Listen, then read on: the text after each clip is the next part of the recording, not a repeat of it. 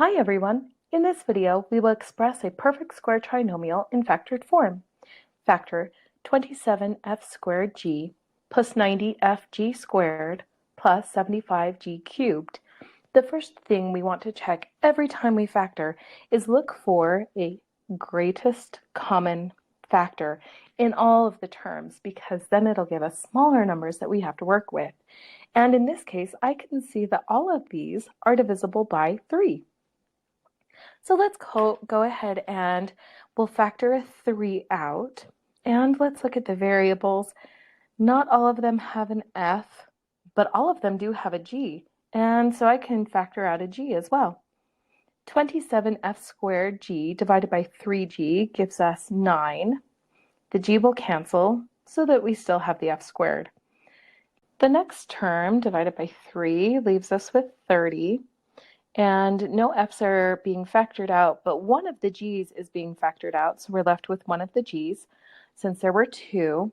And the last divided by 3 leaves us with positive 25, and one of the g's is factored out, so we have 2 remaining.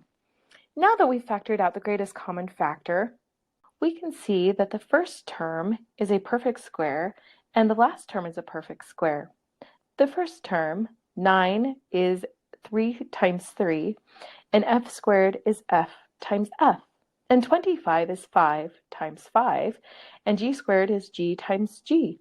That means that they both have square roots, and so it will follow the pattern of a perfect square trinomial. This factors into a binomial where the first term comes from the square root of the first term of the trinomial, and the last term comes from the square root of the last term of the trinomial. Then we take the sign of the middle term, and then we square the outside, because if we were to factor this into 2 binomials, they will be the exact same binomial. So in this case, let's square root 9f squared. The square root of 9 is 3. F squared square rooted gives us 1f. The square root of the final term, 25g squared, is 5, and the square root of g squared is g. Then we take the sign of the middle term, so it's positive, and then we square the outside, and that's our binomial squared. However, in this case, we also can't forget that we factored out this greatest common factor at the very beginning. So our entire trinomial factors into 3g times 3f plus 5g quantity squared, and we're all done. If you know the pattern to factor a perfect square trinomial, it goes very quickly. However, we should do one thing just to verify that we do have the perfect square trinomial, which is we take the square root of the first and the square root of the last, and we multiply those together and double it. So we're going to times it by 2 and see if it matches the middle term from the trinomial.